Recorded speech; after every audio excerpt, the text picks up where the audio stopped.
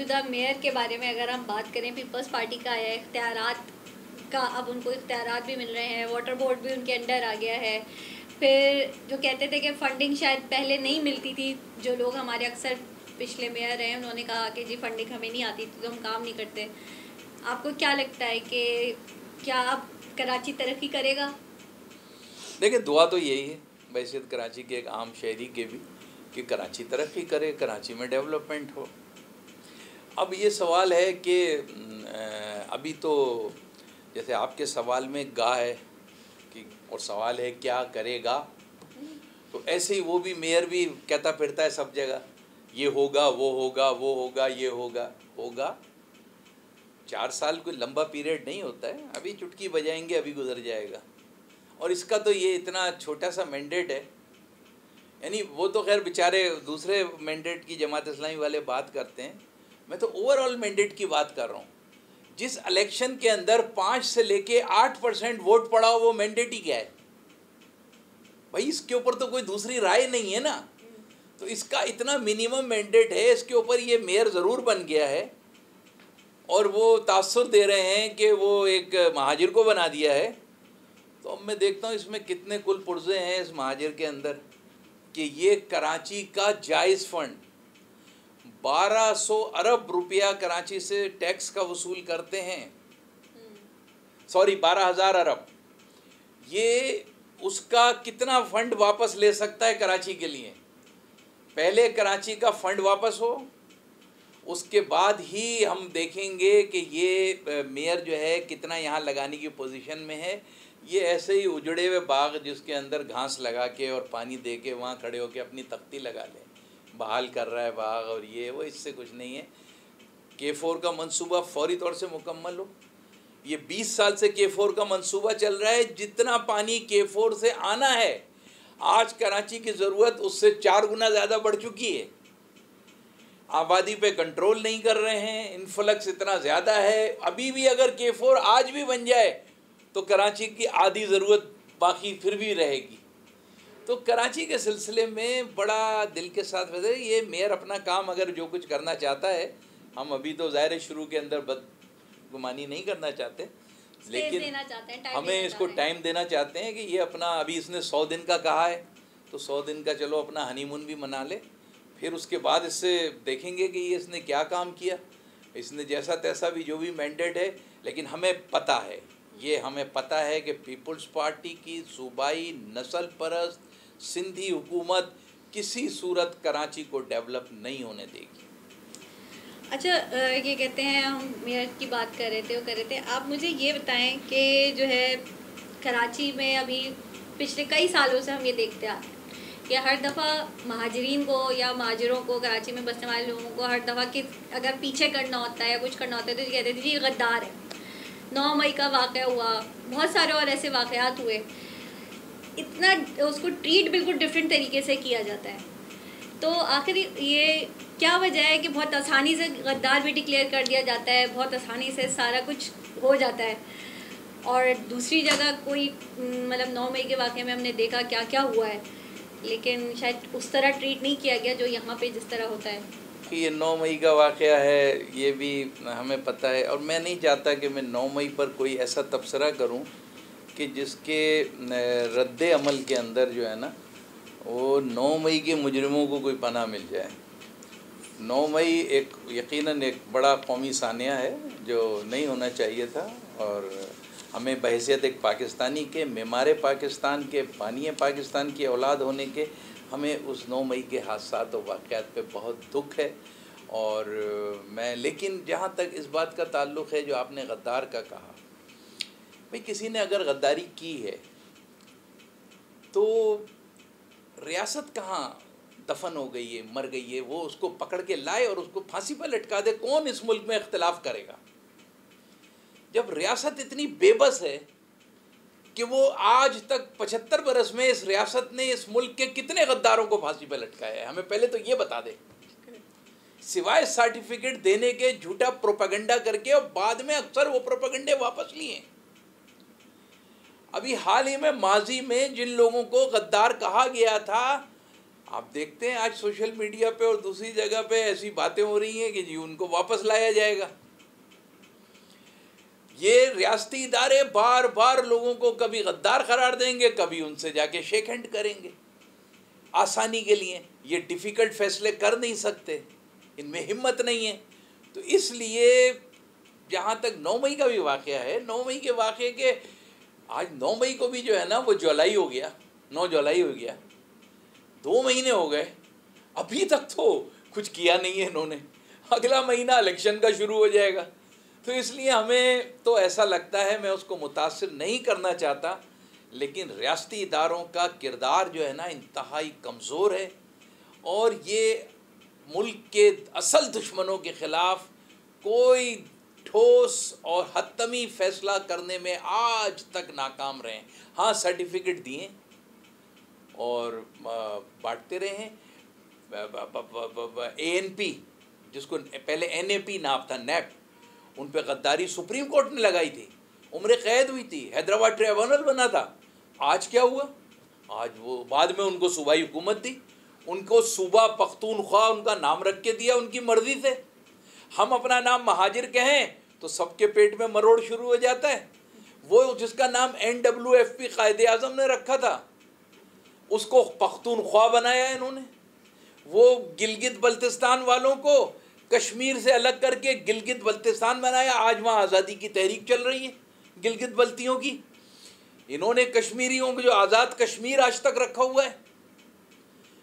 तो ये जो सूरत हाल है, ये तरीक़ेकार सही नहीं है। हम अग्रीव्ड हैं, हम मायूस हैं, हम इस मुल्क के कर्ता धर्ताओं के किरदार पर हमें सख्त तहफ़्फ़ुज़ात हैं और महाजिर कौम को शायद इन ऑपरेशंस के और उनको मायूसी और उनको 2 नंबर लीडरशिप के अंडर रख के रियासती इदारे शायद समझते हैं कि ये मसले का हल है। ऐसा नहीं है।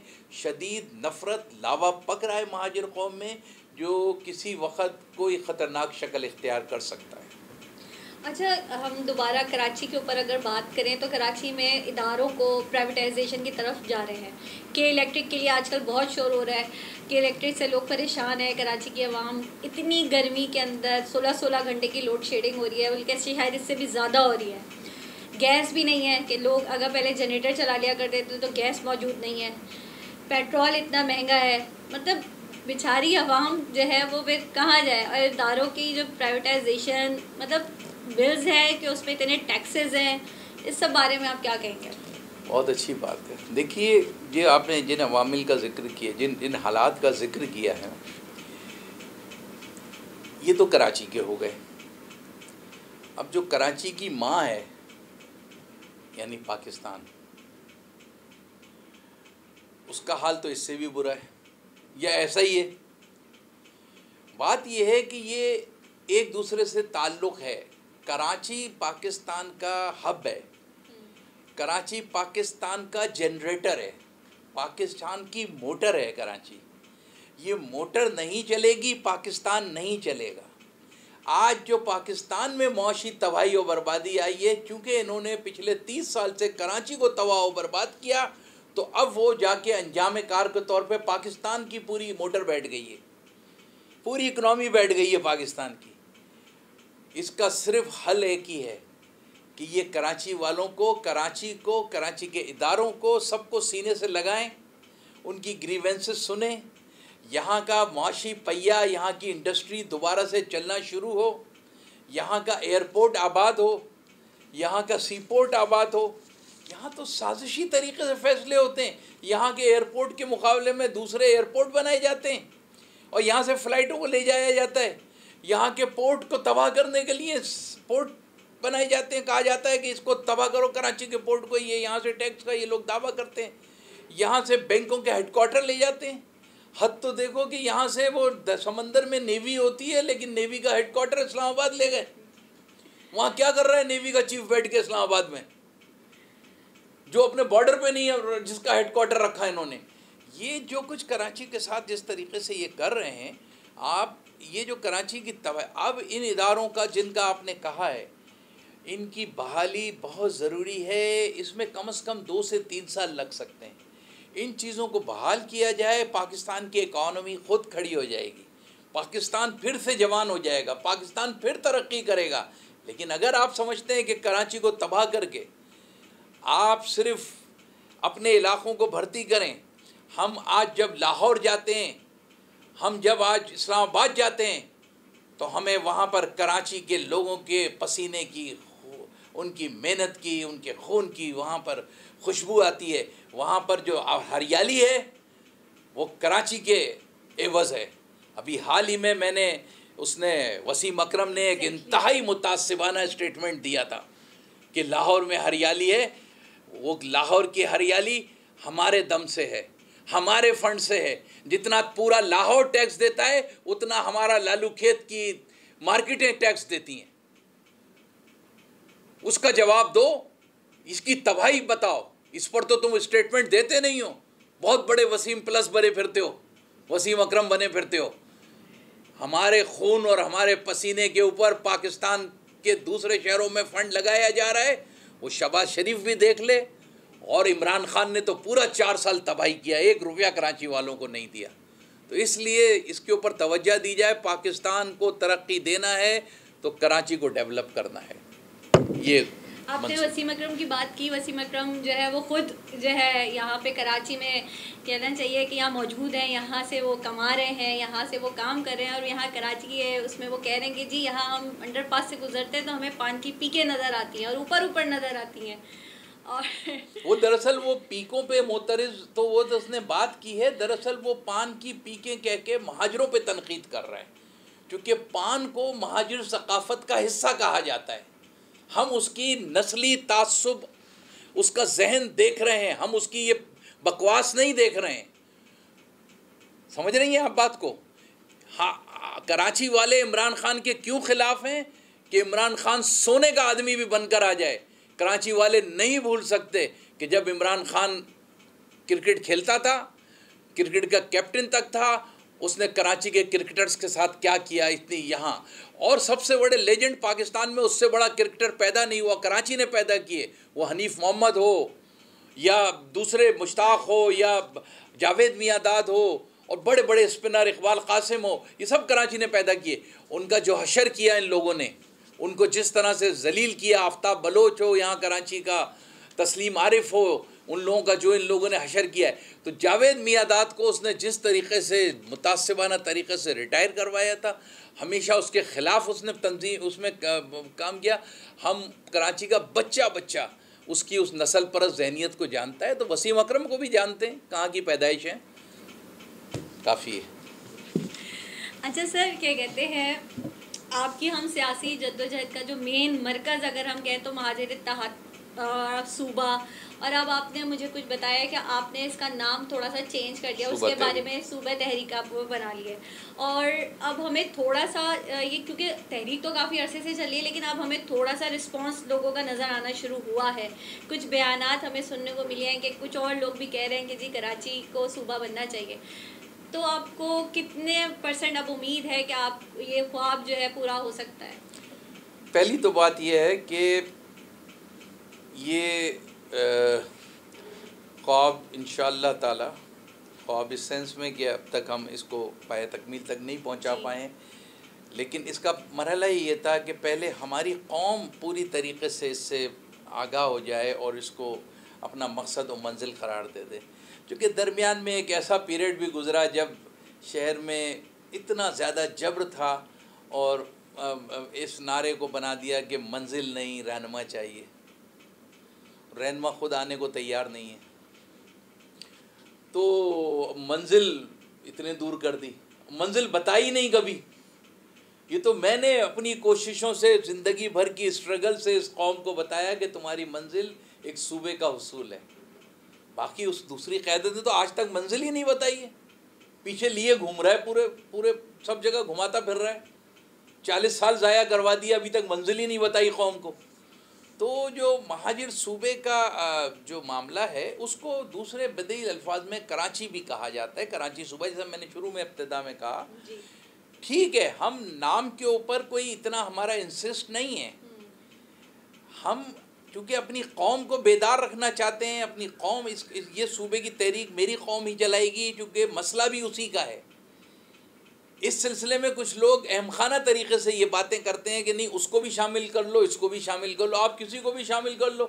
पाकिस्तान की कौन सी सियासी जमात है? तहरीक इंसाफ के मंशूर में लिखा है मुल्क में 25 सूबे बनाएंगे।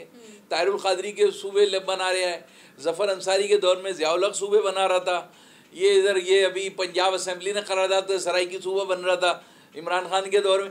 ये सारी क़िस्सा कहानियाँ जो है ना बहुत होती रहती हैं यहाँ पे। अगर हमने बीच में से महाजिर का उनसर निकाल दिया या उनको कमज़ोर कर दिया या वो ताकत इस सूबे के पीछे नहीं खड़े हुए तो सूबा कभी नहीं बनेगा। अब नाम फिर उसके बाद कुछ भी हो, ये अच्छी बात हुई है कि इस मुल्क के अंदर बहुत से दूसरे इलाक़ों में, और मेरे साथ वो राब्तों में भी हैं, मुल्तान और सराइकी बेल्ट के लोग, पोठवारी सूबे के लोग, कबायली सूबे के लोग, ये जो आफरीदी जो सेनेट का डिप्टी चेयरमैन है इसका ख़ानदान, इसका चाचा वग़ैरह वो कबायली सूबा तहरीक वाले हैं आफरीदी। आपके पश्तून, जुनूबी पश्तूनख्वा सूबे, हमारा रफ़ीक पश्तून भाई जो है वो हमारे मुसलसल, इसी तरह हज़ारा सूबे के लोग, हिंदको बेल्ट के लोग KP के अंदर, और पंजाब के अंदर पोठवार हो गए, सराइकी हो गए, सेंट्रल पंजाब हो गए, ये मुल्क में तहरीकें मौजूद हैं। तो अगर इसका इदराक कर लिया गया है और यहाँ हमारी तहरीक मौजूद है, तो अगर पाकिस्तान की इस्टेब्लिशमेंट सुन रही है और खुदा करे ये इस इंटरव्यू के ज़रिए से उन तक ये मैसेज पहुँचे कि पाकिस्तान में रिफॉर्म्स की ज़रूरत है, पाकिस्तान को रीऑर्गेनाइज़ करने की ज़रूरत है, पाकिस्तान को आप इंतज़ामी बुनियादों पे बनाइए, सूबे होते ही इंतज़ामी हैं।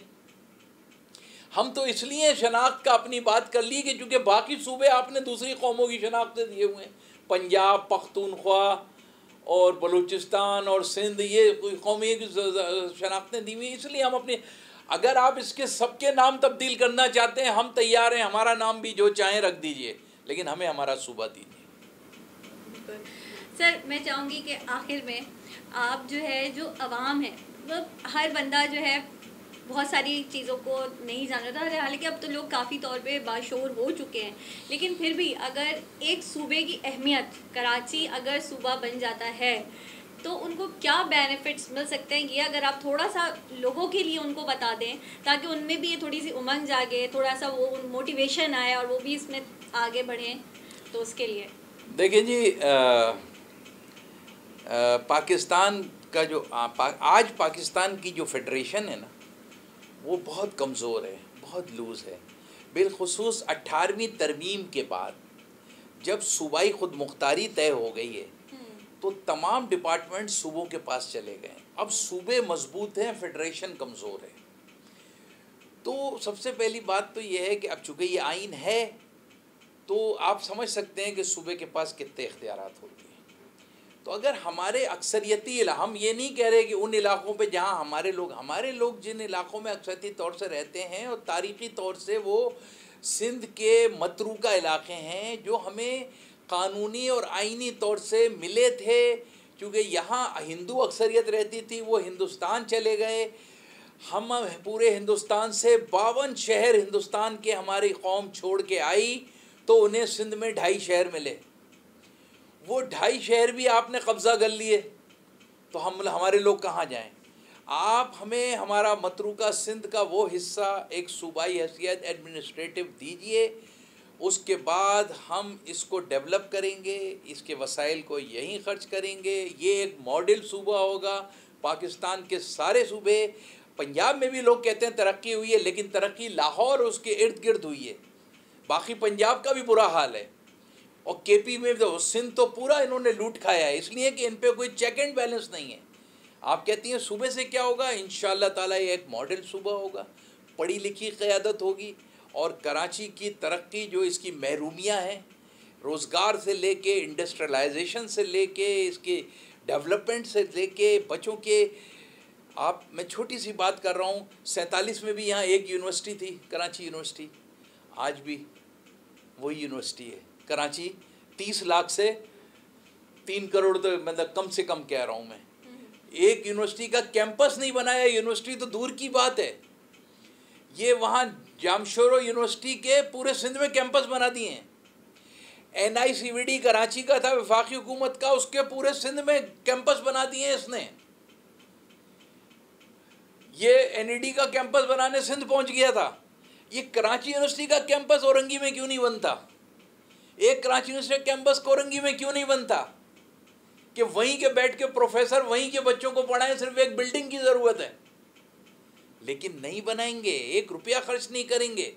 एक NED यूनिवर्सिटी थी, उस पर कब्जा कर लिया। एक दाऊद इंजीनियरिंग कॉलेज था, डाउ मेडिकल कॉलेज ले जाकर एक लियारी में मेडिकल कॉलेज बनाया, उसका नाम बेनज़ीर रखा।